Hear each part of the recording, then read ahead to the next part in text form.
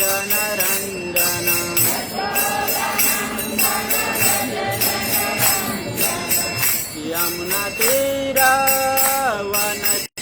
यमुनातीरवनचारी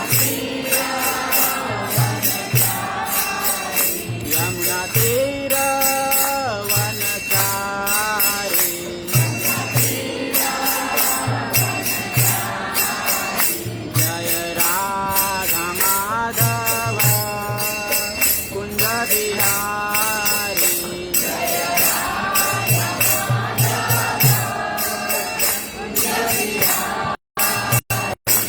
जय राधा माधव कुंज बिहारी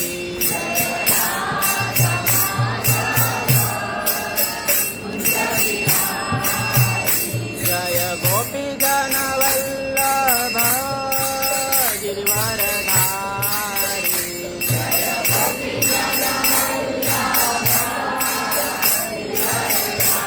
जय गोपी जन वल्लभ गिरिवरधारी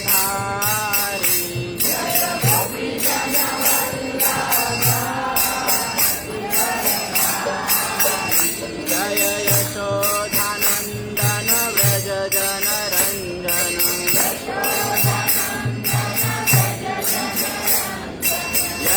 यशोधानन्दन व्रज जनरञ्जन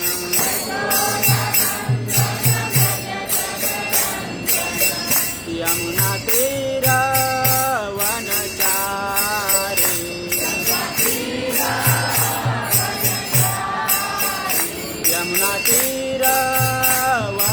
यमुनातीरवनचारी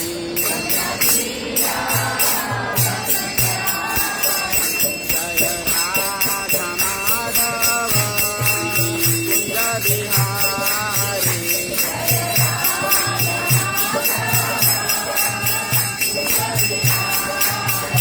जय राधा माधव कुंज बिहारी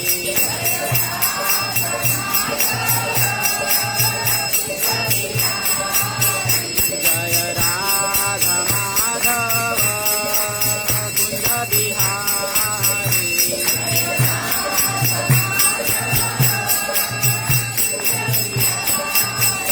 हरे कृष्णा कृष्ण कृष्ण हरे हरे हरे राम राम राम हरे हरे हरे कृष्णा कृष्ण कृष्ण हरे हरे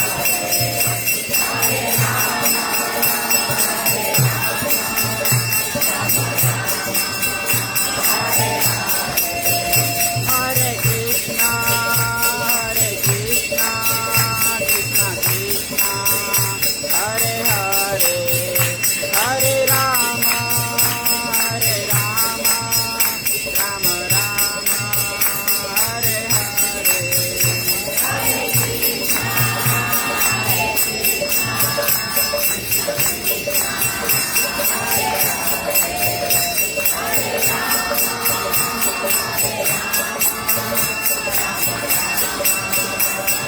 हरे हरे कृष्णा कृष्ण कृष्ण हरे हरे हरे राम राम हरे हरे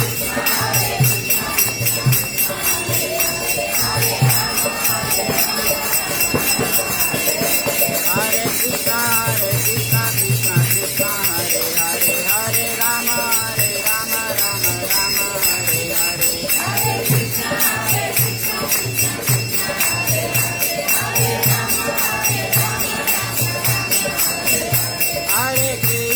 हरे कृष्णा कृष्ण कृष्ण हरे हरे हरे राम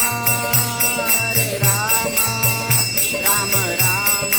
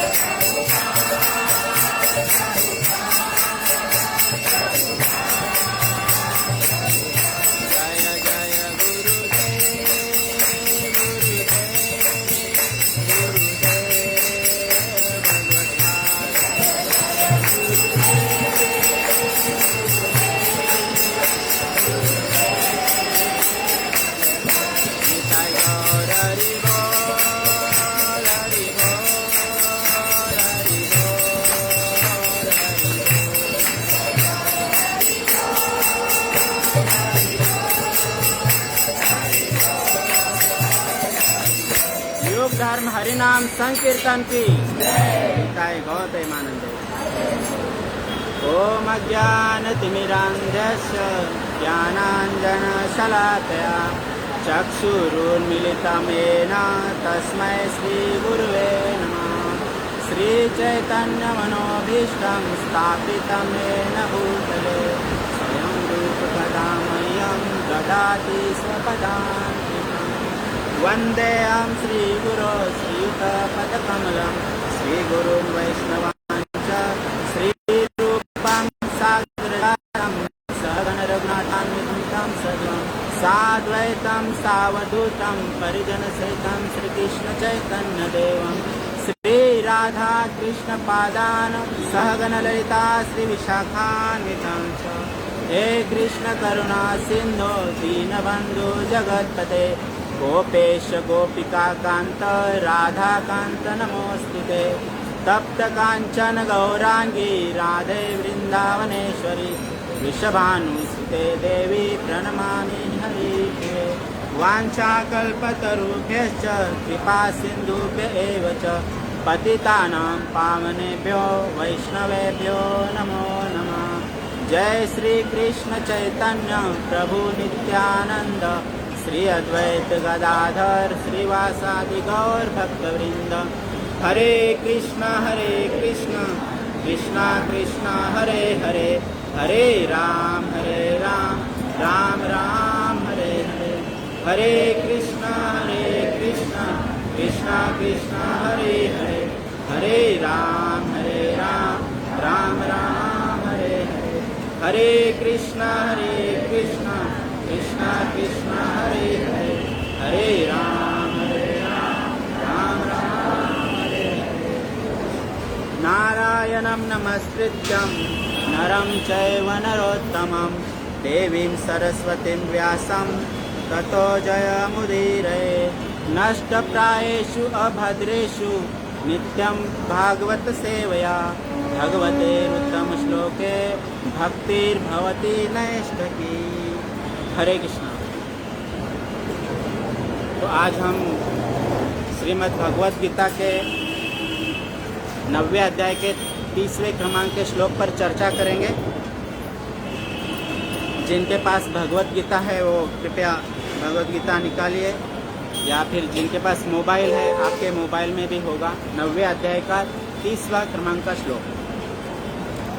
ओम नमो भगवते वासुदेवाय।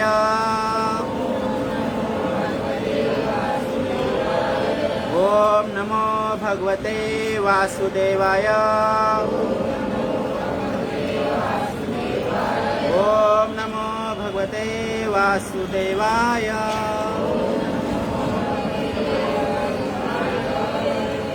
नौवां अध्याय 30वें नंबर का श्लोक। कृपया मेरे पीछे से दोहराने का प्रयास कीजिए। अपि चेत् सुदुराचारो, अपि चेत् सुदुराचारो भजते माम् अनन्यभाक्, भजते माम् अनन्यभाक् साधुरेव समन्तव्य, साधुरेव समन्तव्य सम्यग् व्यवसितो हि सः, सम्यग् व्यवसितो हि सः। अपि चेत् सुदुराचारो भजते माम् अनन्यभाक् साधुरेव समन्तव्य सम्यग् व्यवसितो हि सः। आप में से कोई बोले? यश, कोई बोलेंगे? माता जी 30 नंबर श्लोक, 9वां अध्याय 30वां श्लोक।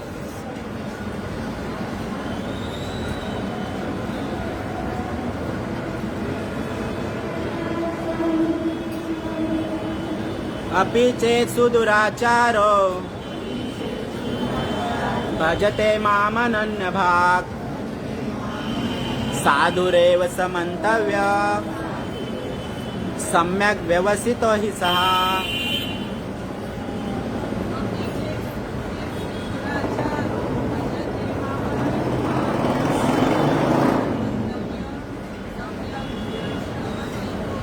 और कोई बोलेंगे? कोई प्रभु जी बोलेंगे? 9वां अध्याय 30वां श्लोक। अपि चेत् सुदुराचारो भजते माम् अनन्यभाक् साधुरेव समन्तव्य सम्यग् व्यवसितो हि सः। शब्दार्थ अपि भी, पीछे से दोहराई। चेत यदि, सुदुराचार अत्यंत गृहीत कर्म करने वाला, भजते सेवा करता है, माम मेरे, अनन्य भाग बिना विचलित हुए, साधु साधु पुरुष, एवं निश्चय ही सह वह मंतव्य मानने योग्य, सम्यक पूर्णतया व्यवस्थित संकल्प वाला, निश्चय ही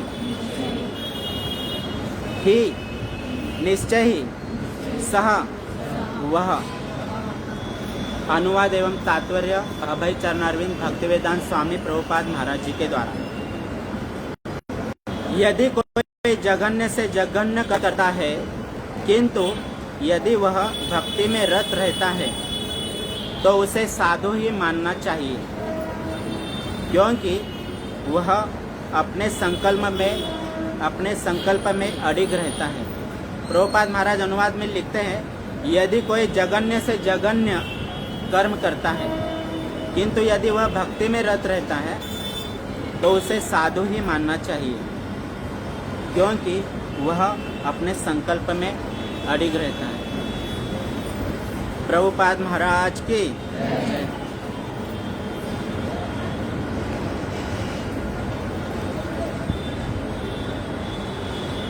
तो कांग्रेचुलेशन सोसाइटी फॉर हरिनाम संकीर्तन फाउंडेशन की ओर से चलाए जा रहे इस साप्ताहिक सत्संग कार्यक्रम में उपस्थित आप सभी भक्तों का हार्दिक स्वागत है एवं आप सभी को प्रणाम। अभी विकट परिस्थिति में भी, कोरोना जैसी विकट परिस्थिति में भी आप सभी भक्त यहाँ पर अपने आनंद के लिए आए हो, भगवान के शरण में आए हो। निश्चित ही भगवान आप सभी भक्तों पर प्रसन्न होंगे, ऐसी आशा करता हूँ। जब प्रभुपाद महाराज कॉलेज में थे, कॉलेज के जीवन में उनका एक दोस्त था नरेन नाम का। वो एक बार प्रभुपाद महाराज अपना अनुभव लिखते हैं कि एक बार उनको वो नरेन एक साधु से मिलवाने के लिए ले जा रहे थे।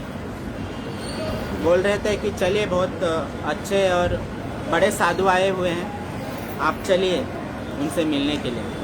प्रभुपाद महाराज बोले, जब उनका प्रभुपाद नाम नहीं था, कॉलेज के जीवन में तो दीक्षा भी नहीं हुई थी, उनका नाम था अभय चरण डे। प्रभुपाद महाराज जी का नाम अभय चरण डे।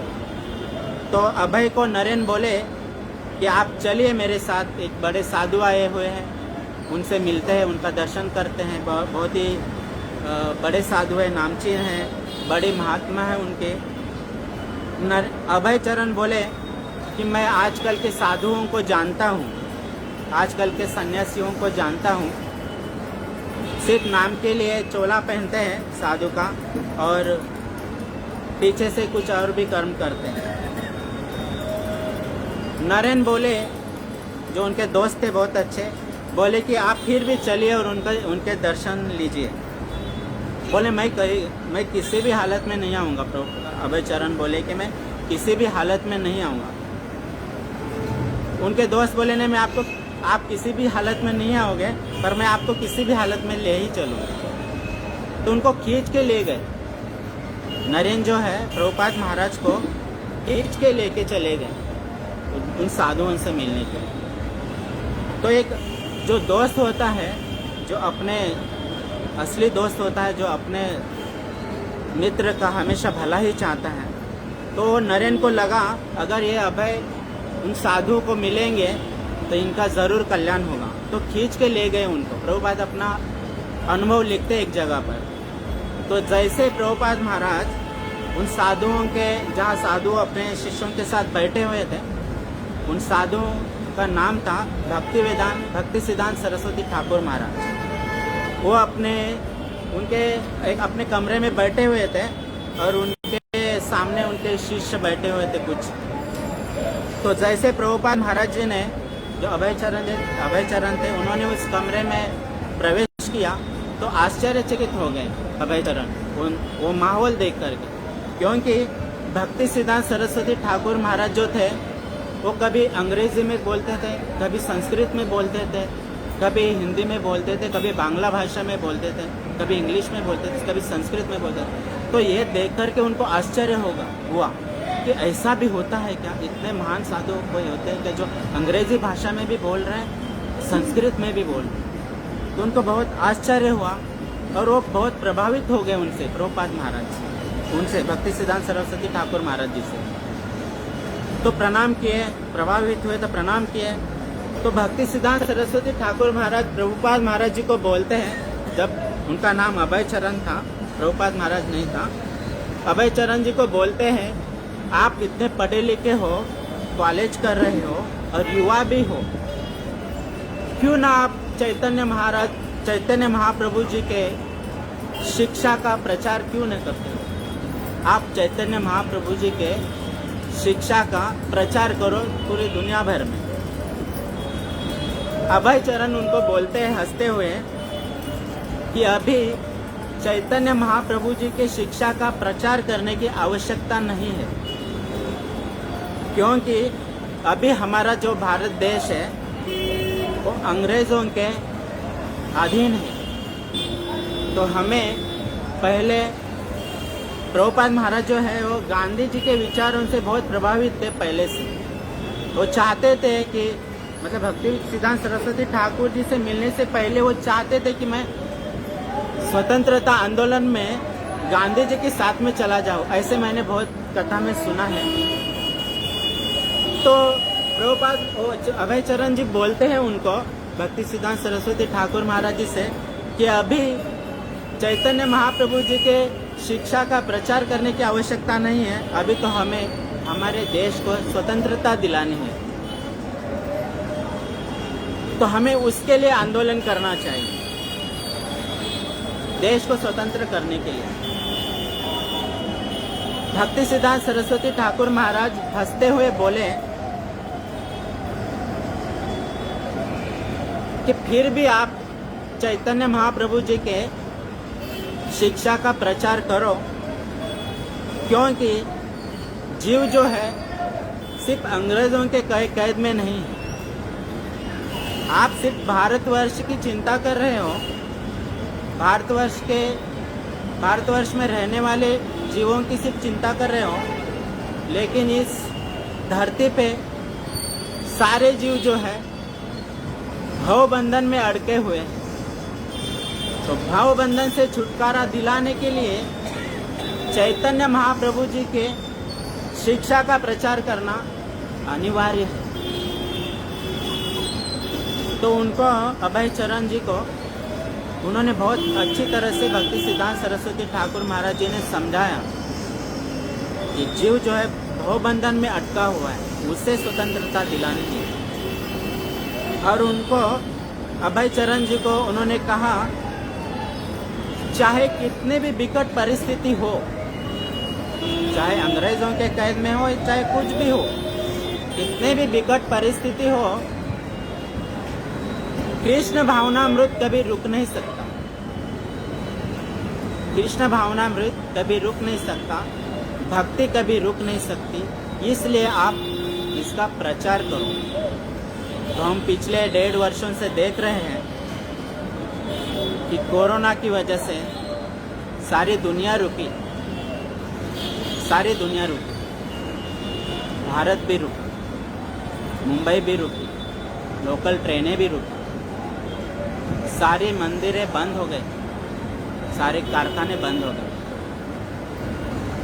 चैतन्य भक्ति सिद्धांत सरस्वती ठाकुर महाराज जी के जो उन्होंने बोले थे एक लाइन कि कृष्ण भावनामृत कभी रुक नहीं सकता, वही लाइन प्रभुपाद महाराज जी ने अपने जीवन में पकड़ लिए और चैतन्य महाप्रभु जी के शिक्षा का प्रचार किया। बिल्कुल उसी तरह पूरी दुनिया रुक गई, मुंबई रुक गई, पूरा भारत रुक गया, ट्रेनें रुक गई, सारी चीज़ें रुक गई, परंतु प्रभुपाद महाराज जी के चरण चिन्हों पे चलते हुए आदरणीय मधुमंगल प्रभु जी ने 1.5 सालों से अपना ये साप्ताहिक जो कार्यक्रम है कभी रुकने नहीं दिया।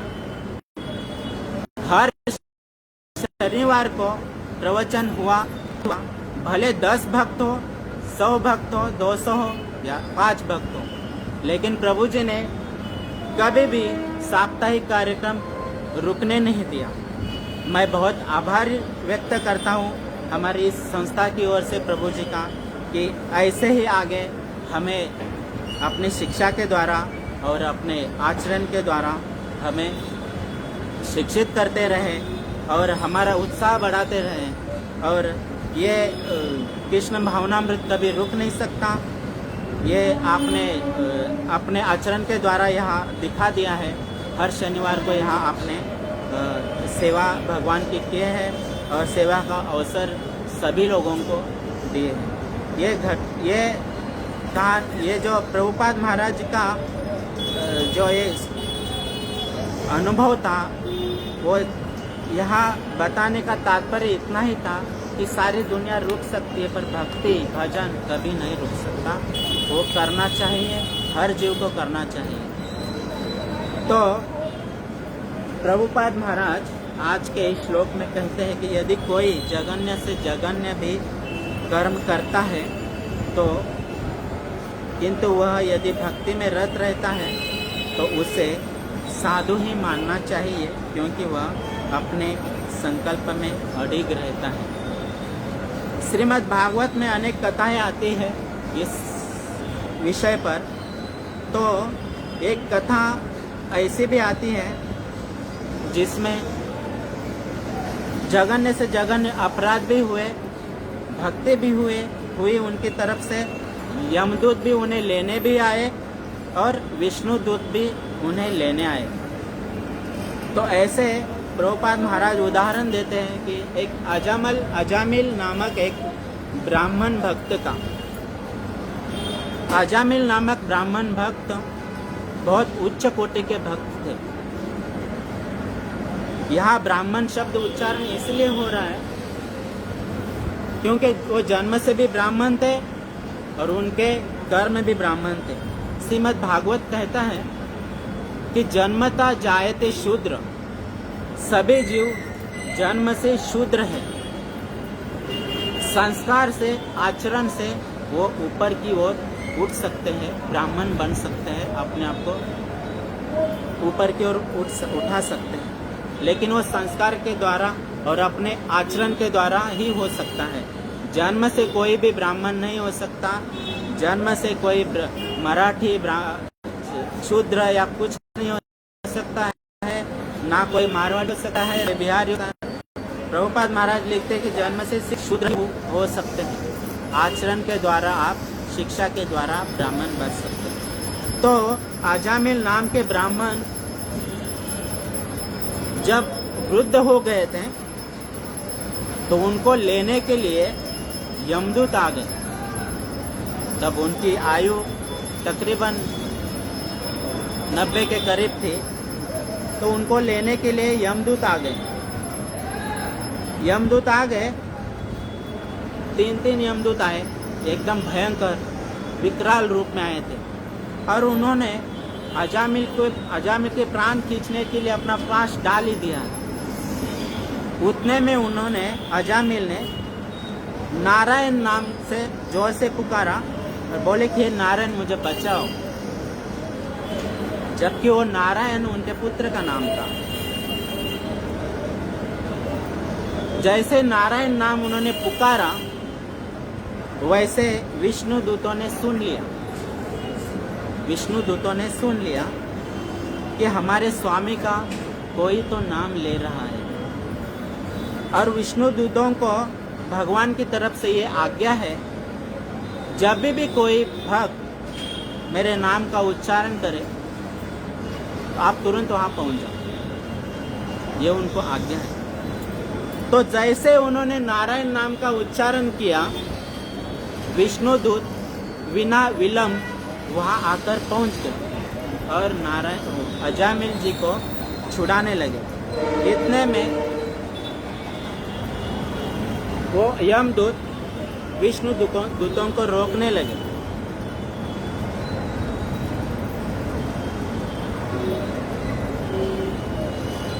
हरे कृष्णा कृष्णा कृष्णा हरे हरे, हरे राम राम राम हरे हरे, हरे कृष्णा कृष्णा कृष्णा हरे हरे, हरे राम राम राम हरे कृष्णा। तो उनके बीच कुछ वार्तालाप होने लगी। यमदूत और विष्णु दूतों के बीच में कुछ वार्तालाप होने लगी। यमदूत बोले, इन्होंने बहुत अपराध किए हुए और जघन्य से जघन्य अपराध किए हुए, और हमारे पास उनकी चिट्ठी है, क्योंकि हम जो भी कर्म करते हैं वो चित्रगुप्त हमारे कंधे पे बैठे हुए होते हैं। तो हम जो भी कर्म करते हैं उसका लेखा जोखा वो लिखते रहते हैं। वो गुप्त रहते हैं, इसलिए उनको चित्रगुप्त रहते हैं। गुप्त है कि वो अपना चित्र खींचते रहते हैं, हमारी पिक्चर खींचते रहते हैं, जीवन भर हमने क्या किया है। तो अजामिल ने जो भी कर्म किए थे उनका सारा लेखा जोखा उन यमदूत साथ लेकर आए थे। तो उनको सुनाने लगे यमदूत विष्णु दूतों को, इन्होंने क्या क्या किया है। लेकिन यमदूत जो थे, यम जो है वो साक्षात धर्म है, और उनको सेवा दी हुई है भगवान ने न्याय करने की यम जी को। तो यम जो है कोई दुष्ट व्यक्ति नहीं है, वो भगवान के भक्त हैं।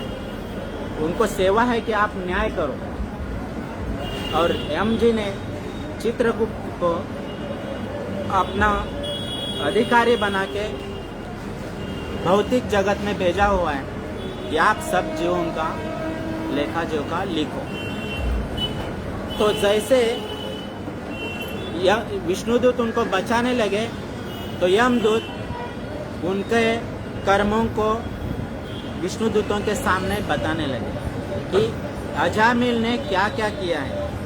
चूंकि वो यमदूत के दूत है, यम के दूत है, तो भक्तों के दूत है। यम जो है भक्त है, तो भक्त का कर्तव्य होता है कि सबसे पहले किसी भी व्यक्ति के गुणों का वर्णन करे,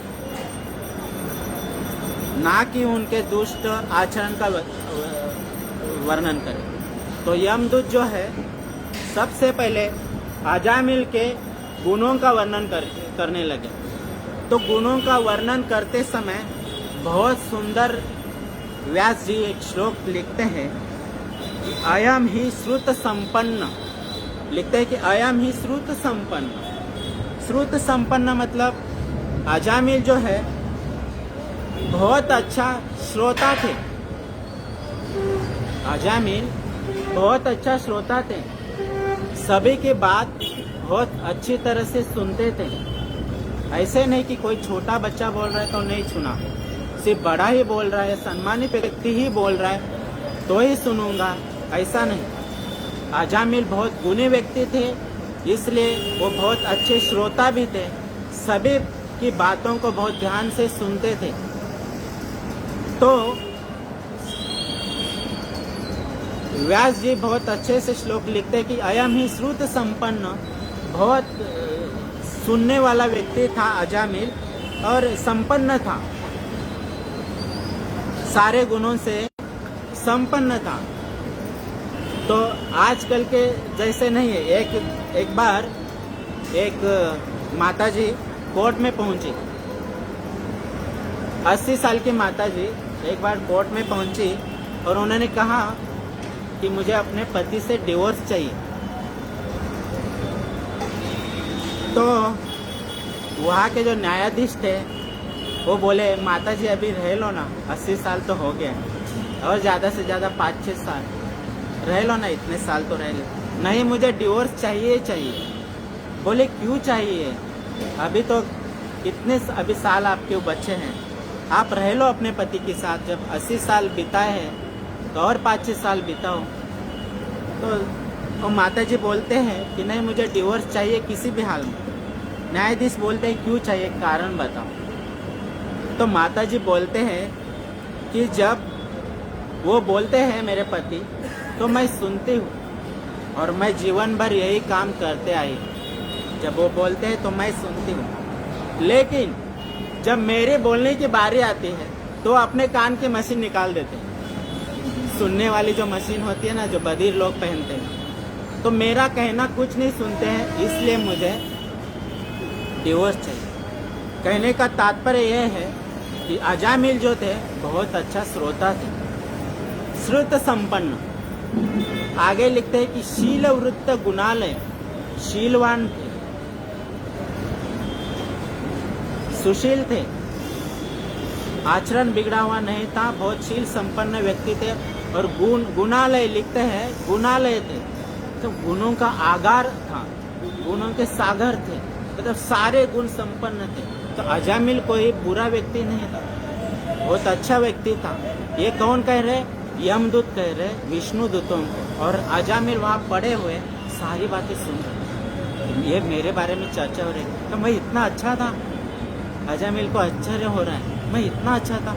ये यमदूत जो मेरा प्राण निकालने आए हुए, वो मेरे गुणों का बखान कर रहे हैं कि मैं इतना अच्छा था। तो कहते कि गुणों का आगार था। आगे लिखते हैं कि ध्रुत व्रतो मधुर दान, लिखते हैं कि वो अच्छे चाल चलन वाला व्यक्ति था। और ध्रुत व्रतो मतलब दृढ़ निश्चयी व्यक्ति था। अजामिल कोई भी निश्चय यदि करता था तो कोई भी संकल्प करता था, उस संकल्प को निश्चय के साथ पूरा करता था। मतलब अगर उन्होंने सोचा कि कल मुझे 4 बजे उठना है, 4 बजे उठता ही निश्चय करता था। हमारी तरह नहीं कि 4 बजे का अलार्म लगाया और हम 10 बार उसको बंद कर 8 बजे उठ रहे, ऐसे अजामिल नहीं था, दृढ़ निश्चय ही था, बहुत अच्छा गुण संपन्न था। आगे उनके गुण का बखान करते कि मृदुर दांत, यानी बहुत मृदु था, नरम दिल का था और सारे जनों से, सभी लोगों से बहुत विनम्रता से बात करता था। ये उनके गुण यमदूत बोल रहे हैं विष्णु दूतों को कि वो बहुत मृदु भाषी था, तो किसी से बैर नहीं रखता था या किसी से जोर से चिल्ला के बात नहीं करता था। हम अगर हमारी कोई भी बात किसी ने नहीं मानी, यदि हमारे बच्चों ने नहीं मानी 1-2 बार कहने से, तो हम उनको डांटते हैं या उनको डंडे से मारते हैं। पर अजामिल बहुत मृदुभाषी था, सबसे प्रेम से बात करता था, विनम्रता से बात करता था। आगे वर्णन करते हैं कि सत्यवान, बहुत सत्यवादी था, कभी भी अजामिल झूठ नहीं बोलता था।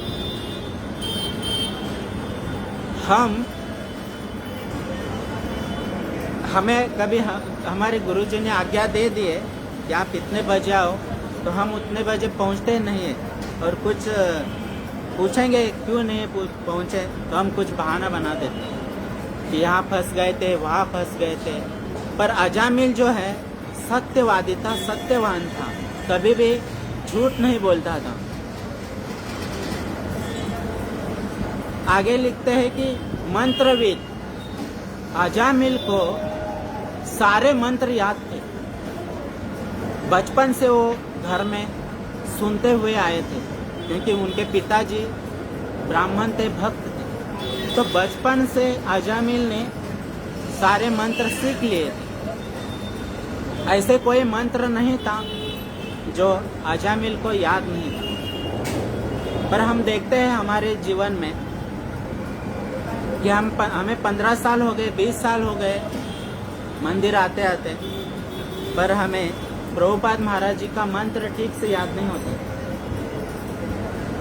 या हमें भगवान के प्रणाम मंत्र याद नहीं होते, चैतन्य महाप्रभु जी के प्रणाम मंत्र याद नहीं होते, भगवान कृष्ण के मंत्र याद नहीं होते, भोग लगाने के मंत्र हमें याद नहीं होते। भले हम 15 साल से आ रहे, 20 साल से आ रहे, पर अजामिल को बचपन से सीखा हुआ था और सारे मंत्र याद थे। ये सब गुण यमदूत विष्णु दूतों को बता रहे कि सारे गुणों का आधार था, सुशील था और सारे मंत्र याद थे। आगे लिखते हैं शुचि, मतलब बहुत पवित्र था, बहुत शुद्धता से रहता था, कपड़े साफ सुथरे पहनता था, स्नान करता था दिन में 3 बार, एकदम पवित्रता से रहता था।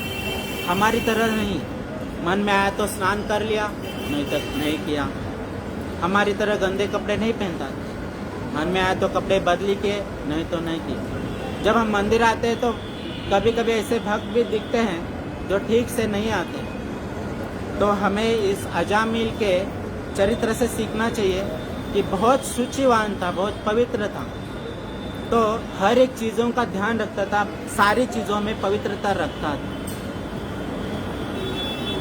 आगे लिखते हैं व्यास जी, गुरुवन नीति वृद्धानाम, गुरुवन नीति तिथि वृद्धानाम। लिखते हैं कि गुरु, अतिथि एवं वृद्ध शुश्रूषा। लिखते हैं कि गुरु की सेवा करता था, गुरु की बहुत अच्छी तरह से सेवा करता था। हमारी तरह नहीं कि गुरुजी ने जो आज्ञा दी, 4 महीने से हमें गुरुजी बोलते हैं कि आज आप अगले शनिवार को आपका प्रवचन है, अगले शनिवार का आपका प्रवचन है, पर हम कोई ना कोई बहाना करके हम टालते हैं और गुरु की अवज्ञा करते हैं। गुरुजी हमें सिखाते हैं, हर शनिवार को सूचना देते हैं कि समय पे आओ, अच्छी तरह से सेवा करो, सभी लोग समय पे आओ, कीर्तन करो, जप करो, पर हम ये सब नहीं मानते हुए उनकी अवज्ञा करते हैं। पर यहाँ व्यास जी लिखते हैं कि गुरु की शुश्रूषा सेवा करता था अजामिल, इतना गुणी था। अतिथि शुश्रूषा, अतिथि की सेवा करता था, मतलब घर में कोई भी मेहमान आए या मंदिर में कोई भी मेहमान आए तो उनको अच्छी तरह से उनका स्वागत करता था, उनकी सेवा करता था। हमारी तरह नहीं होता था।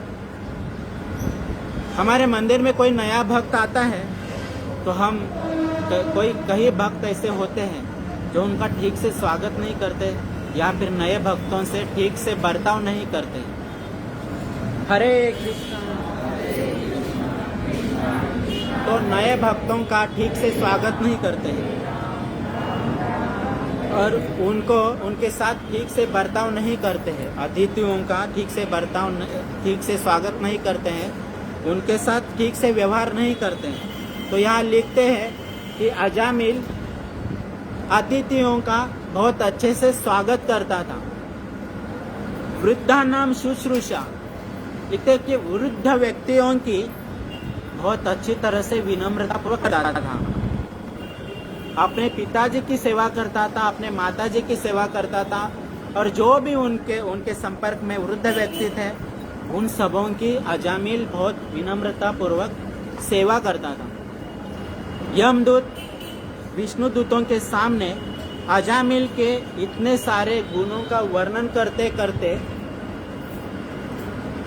लिखते हैं, बोलते हैं कि इतना ही नहीं, सिर्फ इतने ही गुण नहीं है उसमें, इतने सारे गुण होने के बावजूद निरअहंकारता, उसके पास थोड़ा भी अहंकार नहीं था। अहंकार रहित सेवा करता था, बहुत विनम्रता के साथ सेवा करता था। हम लोग थोड़ी भी अगर कुछ सेवा करते हैं तो हमें तुरंत अहंकार आ जाता है। हम कहते हैं हमने आज प्रवचन किया, कहते कि हमने आज प्रसाद बनाया, हमने आज परोसा, हमने आज फूलों की सेवा की, बड़े अहंकार के साथ हम कहते हैं। संत तुकाराम महाराज कहते हैं, अहंकार केला तुका मने वाया गेला। जो अहंकार करते हैं वो उनका पतन निश्चित हो जाता है। तो यमदूत कहते हैं कि इतने सारे गुण होने के बावजूद भी अजामिल अहंकार रहित था, एक थोड़ा सा भी अहंकार उनके अंदर नहीं था। आगे लिखते हैं सर्वभूत सुहृद, मतलब सभी जीवों से प्रेम करता था, सभी जीवों के प्रति मित्रता का भाव रखता था, किसी से भी वैर नहीं रखता था, सभी जीवों से प्रेम रखता था। साधु मित्र, बड़ा साधु था, बड़ा अजामिल बड़ा साधु व्यक्ति था। लिखते हैं वागनसूयक, मितवाक, साधु था पर मितवाक था, मतलब किसी से भी दुर्वचन नहीं कहता था, किसी के साथ भी दुर्वचन नहीं करता था, बड़े प्रेम भाव से बात करता था।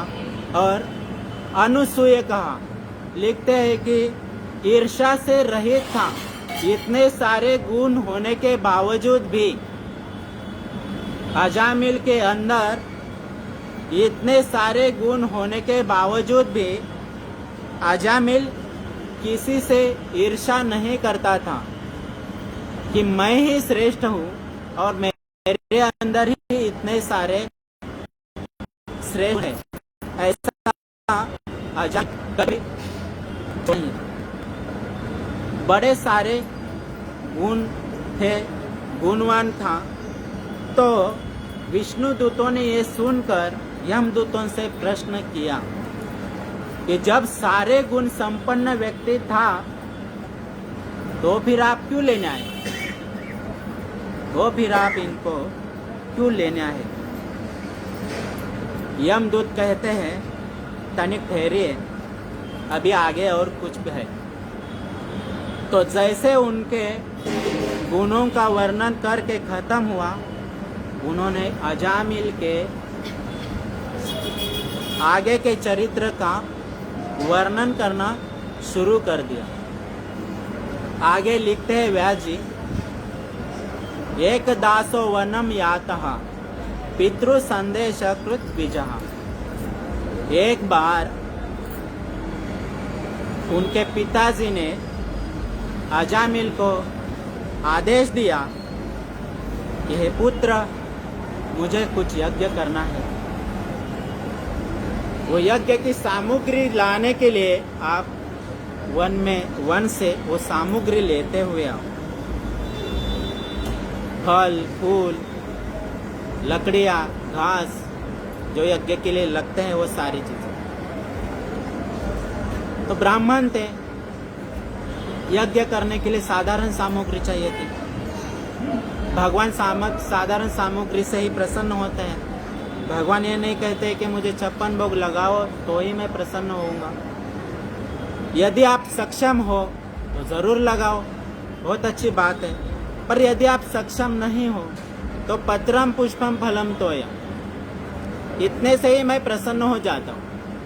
एक पत्र चढ़ाओ, एक फूल अर्पण करो, पुष्प दो, मैं उससे संतुष्ट हो जाता हूँ। तो अजामिल को उनके पिताजी ने आज्ञा दी कि आप यज्ञ की सामग्री लाने के लिए आप वन में जाओ। अजामिल ने वन से सभी सामग्री एकत्रित की और सामग्री सब लकड़ियाँ, फूल, फल, घास लेते हुए जब वो लौट रहे थे,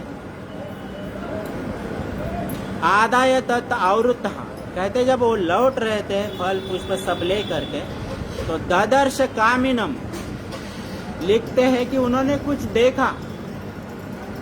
ददर्श कामिनम कश्चित शूद्रम, लिखते हैं कि जब वो लौट रहे थे, जो रास्ते से गए थे उसी रास्ते से वो लौट रहे थे। जो रास्ता था वो निर्जन रास्ता नहीं था, सभी लोग उसी रास्ते से आते जाते थे। तो उसी रास्ते पर उन्होंने ददर्श कामिनम कश्चित शूद्रम, उन्होंने देखा कि एक शूद्र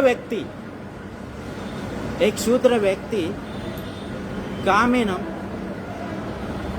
सहभुजित पेय, लिखते हैं कि एक शूद्र व्यक्ति एक वेश्या के साथ वहाँ खड़ा हुआ है और उनके साथ कुछ लीला कर रहा है। वो अजामिल ने देखा एक शूद्र व्यक्ति ऐसे चीजें कर रहा है। कहते कि ददर्शम कामिन, बहुत कामेच्छा से वो दोनों ऐसी लीला कर रहे थे, चुंबन कर रहे थे, आलिंगन कर रहे थे। तो लिखते हैं कि पीत्वा च मधु मैरेयम, कि वो उन्होंने कुछ नशा किए हुए थे। वो दोनों ने, वो लड़की और शूद्र व्यक्ति, उन्होंने कुछ नशा किए हुए थे और वो नशे में चूर थे। और मदा घूर्णित नेत्रया, उस नशा की वजह से उस लड़की की जो है आंखें जो है मदमस्त हो गई थी, उनकी आंखों में पूरी तरह से नशा दिख रहा था। तो लिखते हैं कि पूरे मदमस्त हो गए थे ये अजामिल दिखा आते समय। तो पीत्वा च मधु मैरेयम मदा घूर्णित नेत्रया, उन्होंने देखा ये बहुत सी कुछ अजीब सी लीला कर रहे हैं और ये ठीक नहीं है देखना। मत्तया विश्लथन्निव्या, वो देखा उन्होंने, अजामिल ने, कि वो स्त्री जो है पूरे बारिश की वजह से भीगी हुई है और उनके जो वस्त्र है उनके बदन से गिर रहे, शिथिल हो रहे, उनके बदन से गिर रहे। ऐसी अवस्था में वो कुछ लीला कर रहे, कुछ क्रीड़ा कर रहे। निरपत्रयम क्रीडंतम अनुगायंतम, लिखते हैं कि वो क्रीड़ा करते करते कुछ गाना भी गा रहे। गाना गाते गाते क्रीड़ा कर रहे हैं, दोनों जवान है और कुछ अजीब सी लीला कर रहे हैं।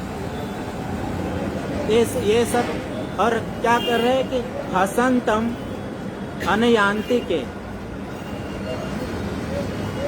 और उसके साथ साथ हंस भी रहे हैं, गा भी रहे हैं, कुछ क्रीड़ा कर रहे हैं। तो ये सब अजामिल ने देखा।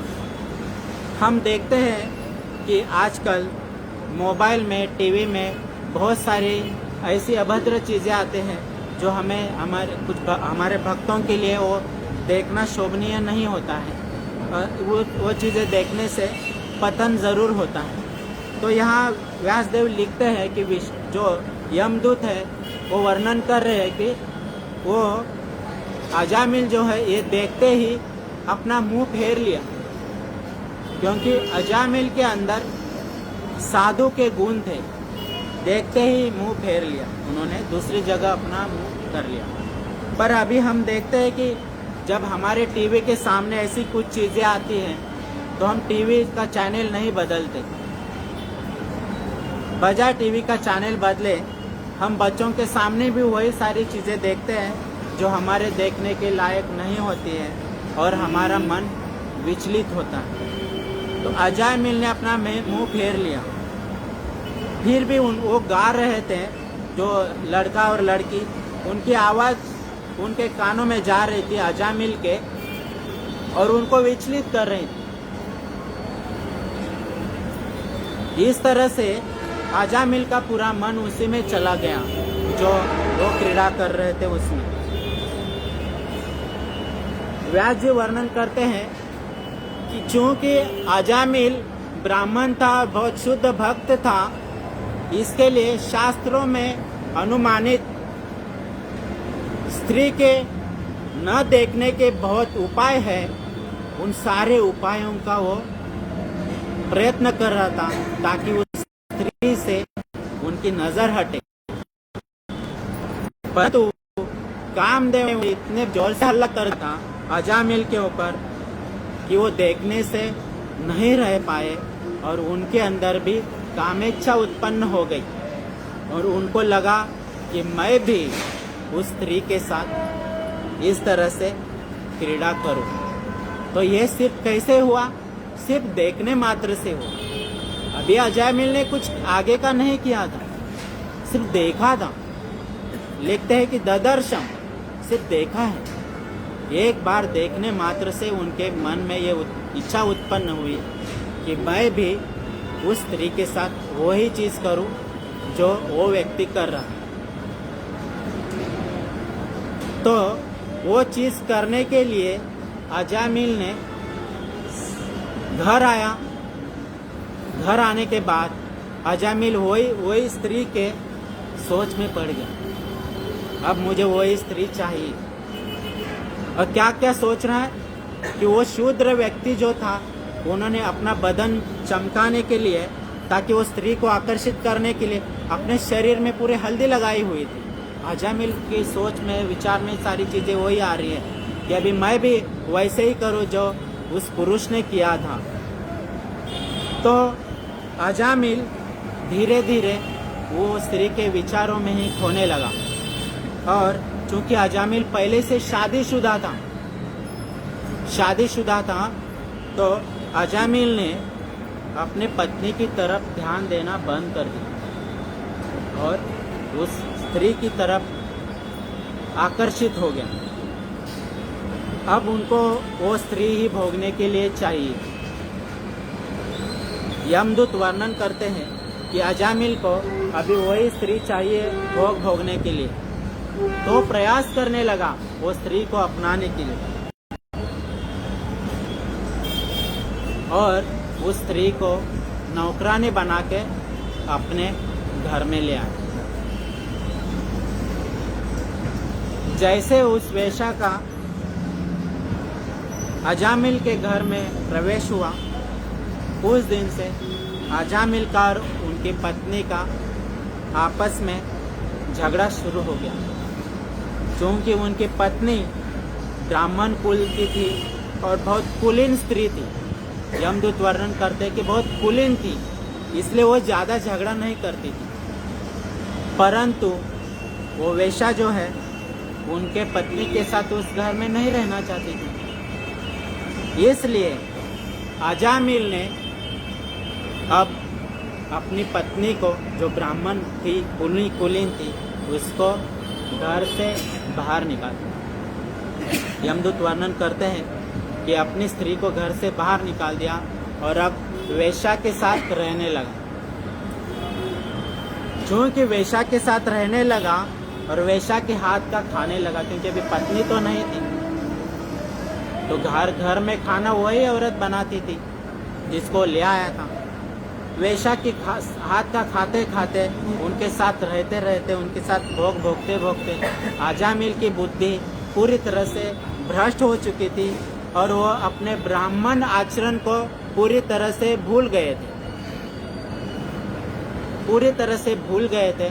अब उनके पास उन्होंने अपने पिताजी की जो जायदाद थी वो सारी बेच दी। क्यों? क्योंकि वो अपने उस जो नई लाई हुई पत्नी को, उस वेश्या को खुश करना चाहता था। तो उनको गिफ्ट देने के लिए रोज कुछ ना कुछ अपने घर की सामग्री बेचकर अजामिल उस स्त्री को संतुष्ट करना चाहता था। तो इस तरह से सभी सामग्रियां बेच दी। अब अजामिल के पास कुछ नहीं बचा। ऐसे करते करते अजामिल की आयु बढ़ने लगी और एक दिन ऐसा आया कि घर में खाने के लिए कुछ नहीं बचा। गिफ्ट देना तो दूर की बात, उनके पास खाने के लिए कुछ नहीं बचा। अब क्या करें? अब सर्वगुण संपन्न अजामिल, जो ब्राह्मण था, सारे गुणों से संपन्न था, अब वो अजामिल चोरी करने लगा। अपने ब्राह्मण आचरण को त्याग कर चोरी करने लगा और साथ साथ डकैती भी करने लगा, लूट मार करने लगा। यमदूत वर्णन करते हैं कि जो भी रास्ते से लोग जाते थे उनको घात लगा के वो लूटता था, उनको मार देता। इतना उनका आचरण बिगड़ गया था। तो यमदूत वर्णन करते हैं कि ऐसा करते करते उनकी आयु समाप्त होने की ओर आ गई और उनके कुछ बच्चे हो गए। तो आखिरी बच्चों का नाम रखा था नारायण। तो नारायण में इतना आसक्त हो गया था कि हमेशा ये बोलता था कि नारायण यहाँ आओ, नारायण वहाँ लाओ, यहाँ आओ, नारायण वो पानी का गिलास लाओ। ऐसे करते करते हमेशा नारायण नारायण नारायण करता था। परंतु एक दिन ऐसे आ गया कि यमदूत उनको लेने के लिए आ गए और उनका प्राण खींचने लगे। तब विष्णुदूत बोलते हैं कि अब आप इनको ले नहीं जा सकते।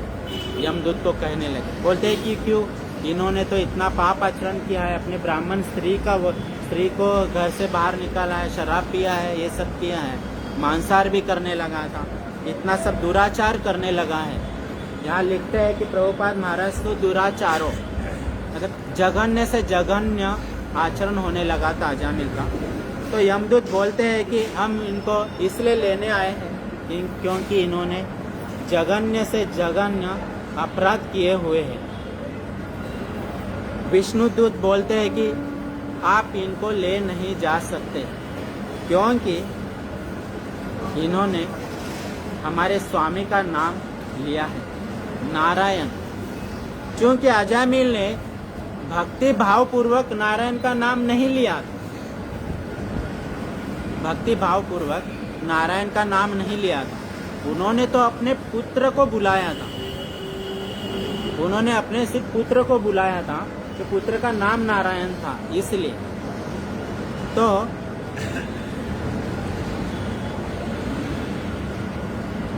नारायण नाम कहने मात्र से उनको लेने के लिए यमदूत आ गए थे।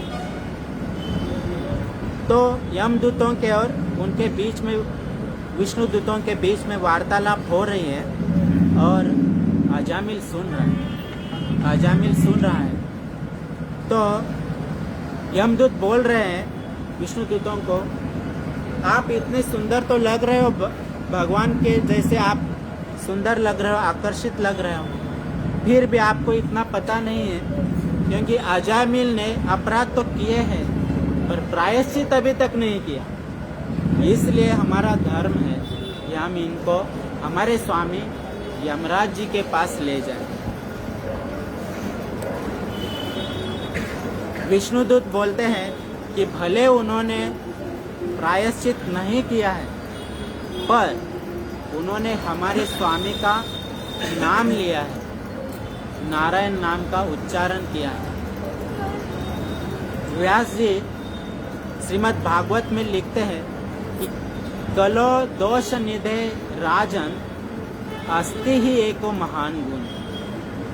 हे राजन, क्योंकि कलियुग जो है दोषों का सागर है, दोषों का आगार है। भले वो दोषों का आगार है, भले कलियुग में लोग कलह करते हैं, हर घर में कलह होता है, परंतु अस्ति ही एको महान गुण। कलियुग में एक महान गुण है। क्या गुण है? कीर्तना देव कृष्णस्य मुक्त संग चराचर। लिखते हैं कि केवल भगवान कृष्ण के नाम का कीर्तन करने मात्र से जीव सभी पापों से मुक्त हो जाता है और पुनः भगवत धाम को चला आता है। तो विष्णुदूत बोलते हैं कि इन्हें अजामिल को हम ले जाएंगे, क्योंकि अजामिल ने हमारे स्वामी का नाम लिया है, नारायण लिया है। तो भले ही उन्होंने किसी भी प्रकार से लिया हो, लेकिन हमारे स्वामी का नाम तो लिया है। तो लिखते हैं भागवत में कि सांकेत्यम परिहारस्य वास्तवम हेलनम एव वा। लिखते हैं कि भगवान का नाम भले ही भक्ति भाव पूर्वक न लिया गया हो, किसी अन्य कारण से लिया गया हो, भले किसी और व्यक्ति की अवहेलना करने के लिए लिया हो, जैसे क्या हरे कृष्णा करता रहता है बार, इस भाव से भी लिया गया हो, या किसी को चिढ़ाने के लिए भी हरे कृष्ण महामंत्र लिया गया हो, तो भी उस व्यक्ति को वैकुंठ ही प्राप्त होता है। भले सांकेतिक भाषा में ही क्यों नहीं लिया हो, तो भी नाम तो लिया है, तो इसलिए उस व्यक्ति को वैकुंठ ही प्राप्त होता है। ऐसे विष्णुदूत बोलते हैं और व्यास जी इसका वर्णन करते हैं। तो विष्णुदूत बोलते हैं कि इन्हें हम ले जाएंगे, और दोनों में वार्तालाप होती है और विष्णुदूत उनको नाम का महिमा बताते हैं यमदूत, और अजामिल वो वहाँ पड़े पड़े सुनता है। यमदूत चले जाते हैं। दोनों में वार्तालाप होने के बाद विष्णुदूत बोलते कि हम ले जाएंगे, तो यमदूत चले जाते हैं अपने धाम में। और चूँकि विष्णुदूतों के दर्शन हुए थे और इतना सारा अजामिल ने दोनों के बीच की वार्तालाप सुने थे, तो अजामिल के मन में पश्चाताप की भावना उत्पन्न हुई। तो विष्णुदूतों से कहने लगे कि मुझे अब पश्चाताप हो रहा है, क्योंकि मैं ब्राह्मण था, सर्वगुण संपन्न था, और मैंने सभी प्रकार के जघन्य अपराध किए हैं। नशापान किया है, मैंने वेश्यागमन किया है, मैंने चोरी भी की है, डकैत भी, डाका भी डाला है, परंतु अब मुझे पश्चाताप हो रहा है मेरे कर्म का, और मैं पश्चाताप करना चाहता हूँ। विष्णुदूतों से बोलते हैं अब मुझे पश्चाताप हो रहा है। तो विष्णुदूत उनकी आज्ञा लेके, अजामिल विष्णुदूतों की आज्ञा लेके हरिद्वार चला जाता और वहाँ कीर्तन भजन करना शुरू कर देते। कीर्तन भजन करना शुरू कर देते हैं, इस तरह से अपना जीवन बिताते हैं। और बाद में अंत में उनको विष्णुदूत सोने के आसन पर बिठाकर सोने के आसन पर बिठाकर, यहाँ पर ऐसा वर्णन है भागवत में कि सोने के आसन पर बिठाकर विष्णुदूत उनको वैकुंठ धाम में ले जाए।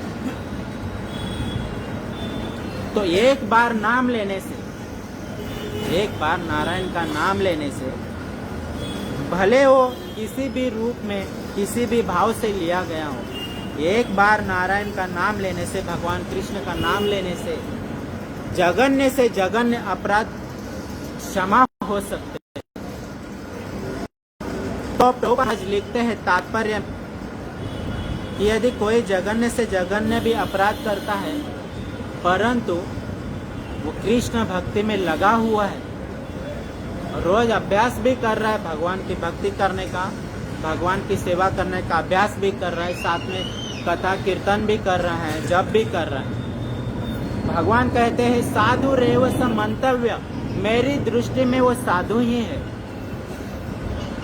भले उससे अपराध हुए हैं या अपराध हो भी रहे हैं साथ में, और साथ में भक्ति भी कर रहा है, तो भगवान कहते कि मेरी दृष्टि में वो साधु है, क्योंकि उन्होंने भक्ति नहीं छोड़ी है, वो अभ्यास कर रहा है भक्ति में। तो हम सब जीवों को चाहिए कि अजामिल की इस कथा से सीखना चाहिए कि हमारे ऊपर माया का कितना भी प्रभाव पड़े, हमारे ऊपर माया का कितना भी प्रभाव पड़े, हमें कृष्ण भक्ति नहीं छोड़नी चाहिए।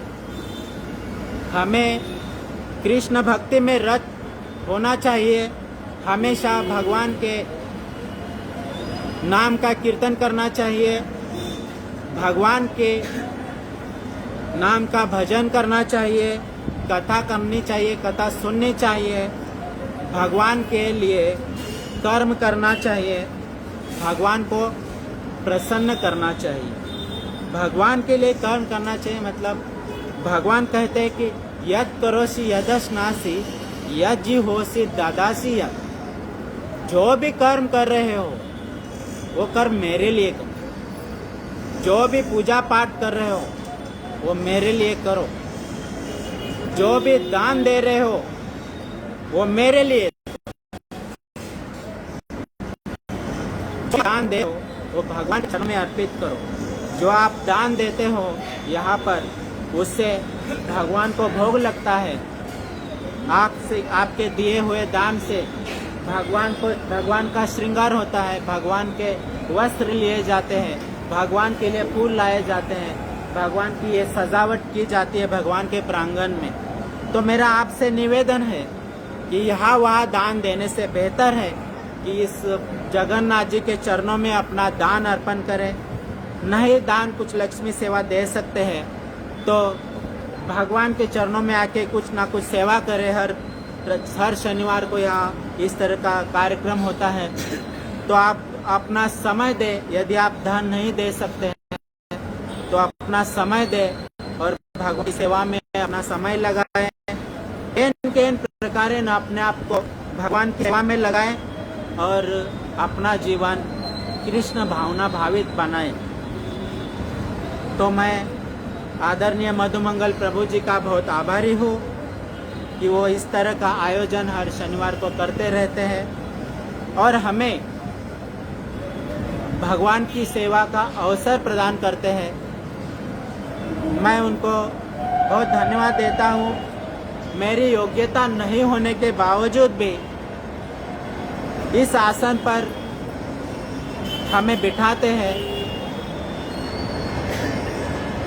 वास्तव में हमारी योग्यता नहीं है, हम ठीक से अभी श्रोता भी नहीं बने हैं, वक्ता तो बहुत दूर की बात है। हम ठीक से सुन नहीं पाते हैं, सुनते हैं तो ठीक से समझ नहीं पाते हैं, नहीं समझते हैं इसलिए रात को 1 बजे भी उनसे फोन पर बात करते हुए जिज्ञासा करते हैं। और वो इतने महान व्यक्ति हैं, वो नई घड़ी देखते हैं, घड़ी नहीं देखते हैं कि 1:30 बज गया और इन्होंने मुझे फोन किया और जिज्ञासा की।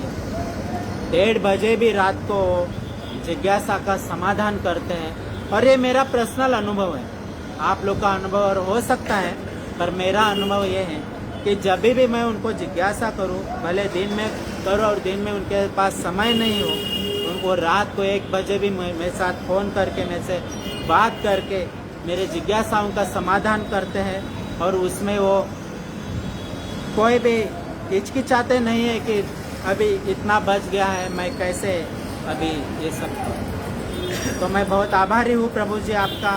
आपने आज तक कभी भी हमारे जिज्ञासा का समाधान करने के लिए ना नहीं कहा और हमेशा आप हमें शिक्षित करते रहे हैं। आशा करता हूँ कि आगे भी हमें शिक्षित करें, हमें अपने शिक्षा से अनुग्रहित करते रहे और हमें भगवान की सेवा में लगाएं।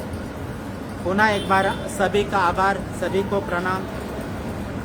आज की इस चर्चा में अगर आप सभी किसी भी भक्त को कोई भी बात समझ में नहीं आई हो तो आप जिज्ञासा कर सकते हैं। मैं अपने गुरु जी के और भगवान की कृपा से जिज्ञासा का समाधान करने का प्रयास कर सकता हूँ। मैं ये नहीं कहूँगा कि पूरी तरह से समाधान कर पाऊँगा, पर मैं प्रयास कर सकता हूँ। तो यदि किसी की कोई जिज्ञासा है तो पूछिएगा, कुछ बात समझ में नहीं आई होगी तो पूछिएगा। किसी का कोई प्रश्न है?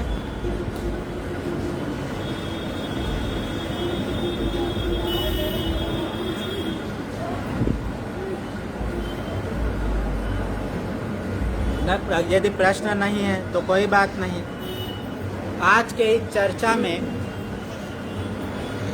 यदि मेरे मुंह से कुछ अपशब्द निकला हो या मेरे किसी शब्द से आप किसी भक्त का दिल दुख गया हो, क्योंकि कमज़ोर दिल है ना हमारा, दुख सकता है, तो मेरे किसी शब्द से आपका यदि दिल दुख चुका हो या आपको मेरी कोई बात बुरी लग चुकी हो तो वो मेरे बुद्धि का दोष समझकर उसको यहीं पर छोड़ देना, उसकी चर्चा मत बनाना और मुझे क्षमा करना। और आपको यदि लगता है कि मेरे मुंह से आया हुआ कोई शब्द जिससे